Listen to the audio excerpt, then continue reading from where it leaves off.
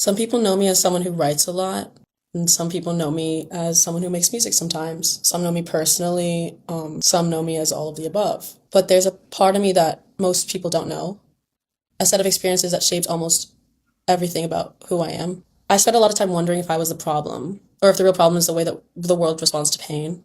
And that so problematic pain is what landed me in treatment as an adolescent more than once. In those places, I met people who changed me and people who are also being changed. People like me. People also know me for another reason, not personally, not because they met me, but because of whom my parents are. My parents are David Bowie and Iman. I don't lead with that in my everyday life. My last name is Jones, and I grew up mostly being treated like a normal kid in normal environments. And for a long time, I tried to keep it that way. But whether I talked about it or not, it still shapes my life. I say it very plainly because avoiding it doesn't make it less real. People assume that means having a perfect childhood and a protected one and a magical one. And parts of it were. I was loved, I was cared for, I had opportunities most people never get, and I'm genuinely grateful for that, and I always will be. But what people don't understand is that life being extraordinary doesn't make it emotionally simple. I grew up being watched before I understood what being watched meant. And adults would talk to me differently than they would talk to other kids. Some were kind, some were fascinated, some were not interested in me as a person at all, and only as a proximity to something else. So very early on, I started to feel like I existed as an idea, not Lexi the person, Lexi the daughter. People projected onto me constantly. Expectations I didn't understand, comparisons I could never live up to. I didn't just feel like I had to figure out who I was. I felt like I already was defined before I even got the chance. I learned young that attention and care are not always the same thing. Some people wanted access, some people wanted closeness to what I represented. Some people wanted stories, some people wanted something from me I couldn't even name. And as a kid, you don't know how to separate genuine connection from interest. You just know something feels off, but you just don't have the language to know why. It made me very confused by people. I struggled to understand what a real relationship was supposed to feel like. I couldn't tell if someone liked me for me or what being around me meant for them. That does something to your state of safety, and you start questioning every single interaction, every kindness, and every friendship. But at the same time, I felt guilty for struggling at all. Because how could I be unhappy? How could I feel empty when my life was so full from the outside? So I internalized that. I thought my pain meant something was wrong with me, specifically. That I was broken in a way that I shouldn't be allowed to be broken in. And that I didn't deserve to feel that way. I didn't want fame. I didn't want attention. I didn't want to be a public person, and I still don't. The spotlight never felt like warmth to me. It felt like exposure, like being visible without being known. I became scared of people and depended on them at the same time. I wanted connection desperately, but I didn't trust it when I had it. And I was emotionally exhausted very young, and I didn't understand why. So when my mental health started collapsing, it didn't come out of nowhere. It came from years of confusion with identity and expectation and feeling watched but not understood. I didn't have the tools to explain all of it because I didn't understand myself. And that was a state I was in before everything happened, before anyone realized something was actually wrong, and before I understood myself completely. I've always been open about what I feel and what I think, and I'd like to believe I'm an introspective person. That probably comes from going to treatment so many times. We were encouraged and sometimes pressured to share our deepest turmoils and triggers and traumas in the name of growth. We were taught to speak a language I had never heard of before, words and emotions and coping mechanisms and identity. We had to decode everything that we thought we knew about ourselves before, who we were, unedited, and were seen as broken. And I was 14. At that age, I should have been taking school exams, going to high school parties, and maybe having my first kiss. But instead, whatever little freedom I had was taken even further away from me. I wanted to grow up, but not like that. Treatment made me realize how much I had to fast forward my teenage years. I found myself longing to be a teenager, even though I was one. just not in the conventional sense. And I'm telling the story now because so many people still don't know what it's really like in those places. They don't know what it takes from you. They don't know what it teaches you or what it breaks. I want to say something out loud that a lot of us were made to keep quiet and not to speak for everybody, but to make it easier for someone else to speak too. I was a happy kid. I think I was. But something hit me pretty young, before I was around 10. I started seeing a therapist because my teachers noticed something was off, and so did my parents. That was around the time I had my first anxiety attack. I internalized something I didn't even understand yet, and something that had nothing to do with me, and it stayed with me. So a few years later, things got heavier. I started to feel depressed, like my mind was turning against me. I was failing school. I had learning disabilities that made everything feel harder, and I hated the way I looked. And I developed bulimia when I was 12. I started self-harming when I was 11. I didn't know why I felt the way I felt. I just knew I was miserable. I felt stupid, incompetent, like unworthy, useless, unlovable.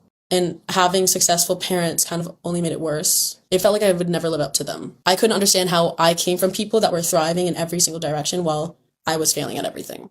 I hated myself inside and out, and I let those comparisons drag me down even more.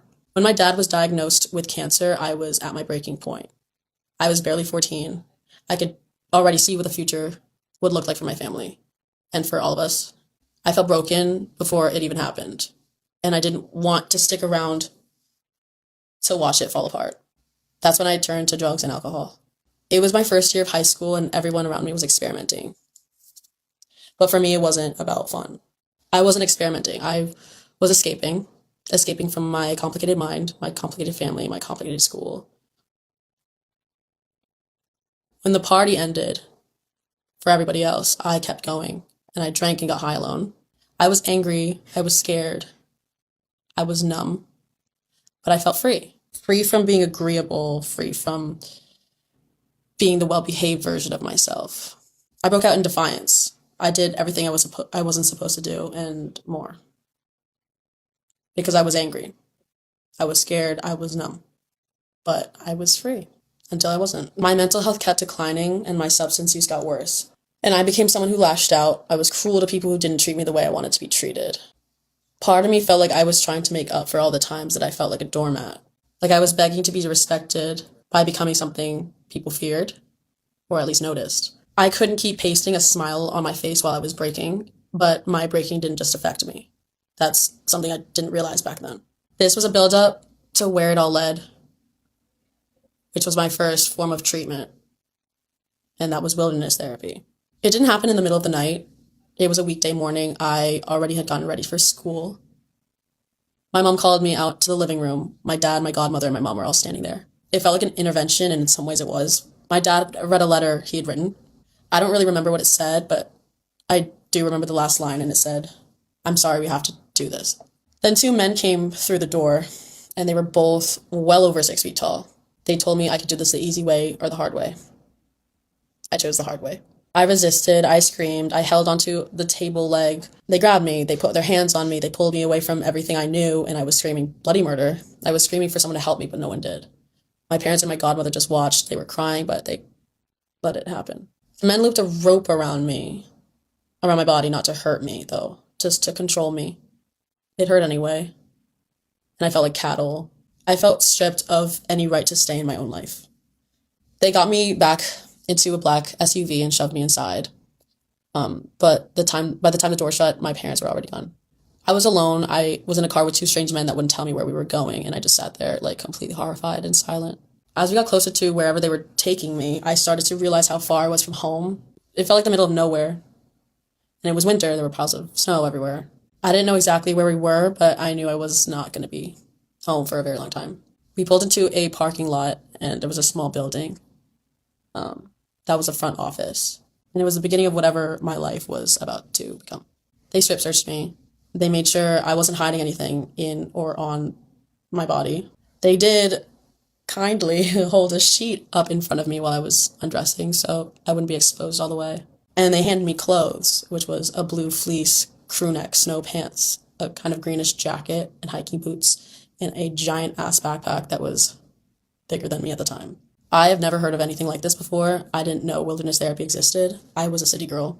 I was born and raised in the city. I had been camping before, but nothing like this. This was not camping.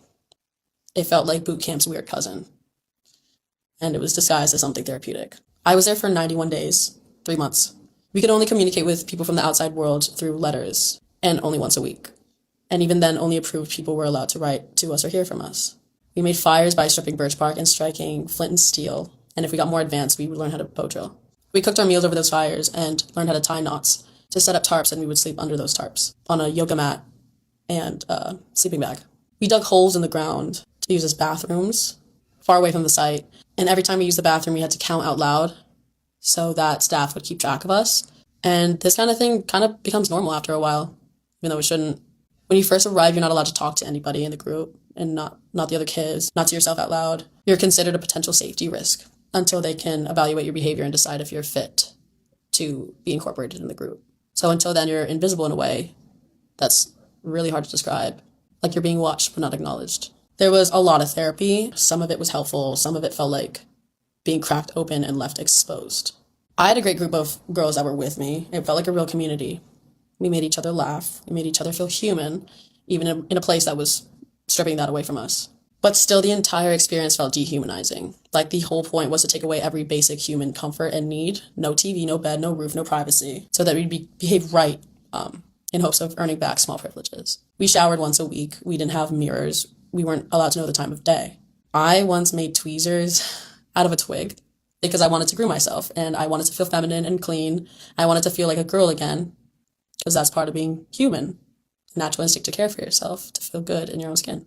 I may have learned things about confidence and resilience, but I didn't choose to be there. And if you don't choose change, it's hard to know what change even means. I didn't know who I was yet. I was too young to know who I was supposed to be. We told riddles and sang songs and shared everything we knew from our home states. We were all so different, but we were the same in the way that mattered most. We've been judged. We've been treated like we were bad when really we were just scared, acting from pain and from confusion, from really the ache of just not being understood. And maybe, yeah, some of us needed help. Maybe we need some kind of support. But even now it feels wrong to say that places like that aren't the answer, especially for kids, and especially for kids like us. I go back and forth with myself about it all the time, and I feel guilty for thinking badly of it. I try to justify it because I wasn't physically abused, at least not after the whole gooning, escorting situation. I know how lucky I am because that's not the case for a lot of kids. But still, the mental and emotional manipulation I experienced is something I will not forget. And I won't pretend it didn't happen because that is abuse too. I thought I was going home after wilderness, but instead I was immediately sent to Utah to a residential treatment center, which is a therapeutic boarding school. And I was there for 13 months. When I got there, I felt like everything I'd worked for in wilderness disappeared. I had reached the highest level in wilderness and I had all the privileges that you could possibly earn there. But the second I stepped into the RTC in Utah, it was like starting over completely. It kind of felt like it was worse than starting over because I wasn't even placed on phase 1. I was placed on something called safety, which means that you have to be within 5 feet of a staff member at all times. I was strip searched again. I had to be watched while I slept. I had to count every time I used the bathroom. There were only 5 phases that were spread out across 13 months. And I did well. I complied. I tried. But I messed up sometimes because I was 15. And 15-year-olds mess up. One of those times was when I kissed a girl in my house. And the staff found out and they did not take that lightly. I was dropped back down from phase 3 to safety again. 5 feet from staff at all times, again. Counting in the bathroom, again. Being watched while I slept, again. And on top of that, I was put on something called communication block with the entire house, which is when you're not allowed to speak to anyone for a period of time. For me, it was for a couple weeks, maybe a month. It felt like solitary confinement, and I felt like a prisoner, kind of, in my own body. And still, it wasn't all bad. Utah was actually beautiful. I met one of my best friends there, and we're close. We had adventures. We poured ourselves into art, and we had the best teacher I've ever had, our art teacher. We laughed, we cried, obviously. The therapy was intense and it hurt. It was exposing. I was not ready, but I had to be ready. All of this was happening while my dad was only getting more sick back at home. And for the first time in a long time, I actually wanted to be there with him, with my family. The same family I used to want nothing to do with. A few months into the program, my dad passed away. I was not there. I had the luxury of speaking to him 2 days before, on his birthday. I told him I loved him and he said it back, and we both knew. Then I saw the post, the one that said something like David Bowie passed away, surrounded by his whole family. It made me physically ill because, yeah, the whole family was there, except for me. I've accepted it. I've tried not to internalize it or feel guilty, but sometimes I still have those moments where I wish things were to be different. Processing his death became a whole new layer of the program. They created a special phase for me called the grief and loss phase. They structured my grief. They categorized it and assigned milestones and expectations. At the time, I thought that was normal. I had never lost anyone that close to me, and I didn't know how to grieve, and that was my only frame of reference. So more time passed on, and there were highs and there were lows. And eventually I left. I left about a month or two before I turned 16. I finally got to go home for good, with set rules and stuff, of course. Rules I thought I was slick enough to bend without anyone noticing. I don't remember a lot from when I first got back home, but I just know I slipped back into old patterns. Maybe it was the shock of going from one world to another. I'd spent a year living under constant structure, inside a place that was nothing like real life. And then suddenly I was back home, back in the world, and it felt like sensory overload. There was too much freedom, too much noise, and too many choices all at once. Maybe I learned coping skills, yes, but I was not ready to absorb them. I think I was too young, and I think I didn't know who I was or what I needed. Whatever the reason, I let it take me even further away from myself, or maybe I took myself there. Either way, I had just enough freedom to start wrecking things again. The rules I had at home were nothing compared to the ones in treatment, nothing close to the humiliation that came with being punished in those places. So I tested everything. I tried to live life fast to cram the years I've lost into the time I had left, and I spiraled. And it wasn't long before I got gooned, escorted, legal kidnapped again. I got sent away again to the next place. This repetitive cycle of being sent away had made everything start to blend together. The ache of being away from my life, my people, myself, made me feel like a problem that was being passed off. Every place had its own rules, and it felt like I was always being reshaped to fit somewhere I didn't ask to be. I stopped asking where I was going. I stopped expecting it to make sense, and I just went. But I'm not here to give a rundown of each place I've been sent away to. That's not the point. The point is to show what this system does to a person, what it takes to be sent away over and over again, told you're too much, too broken, too difficult to handle. The point is to talk about what no one talks about, the parts of yourself you lose in the process of being fixed.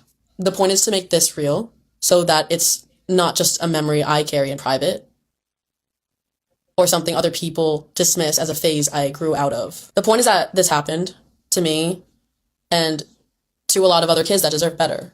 As much as I went through things that no kid should have to go through, I also became someone I'm proud of. Someone that's emotionally intelligent, introspective, not afraid to reflect on some of the harder things. And most of that came from what I lived through inside those places. I was forced to look inward before I even had a chance to look outward. I had to understand emotions before I understood algebra. I had to become fluent in the language of healing before I even knew who I was. And yeah, maybe that wasn't fair. Maybe it wasn't gentle, but it's a part of who I am now. So, no, this is not just a story about trauma. It's a story about how I was shaped, not just by what hurt me, but by what I built in response to it. And now, years later, I'm still figuring those things out. I still question a lot. I still carry some of it in ways I don't understand, but I also carry strength and awareness and creativity. I don't think I'd be this emotionally tuned if I hadn't been forced to look so closely at myself so early. I wish it had happened under better circumstances, but I can't pretend it didn't shape me into someone who sees people deeply, who feels things deeply, who creates from that place. I still flinch sometimes when things feel too controlled, and I still get the urge to scan the room for rules I haven't been told yet. I still feel guilty for wanting freedom, but I also feel proud of how far I've come. Not because I was fixed, because I finally get to define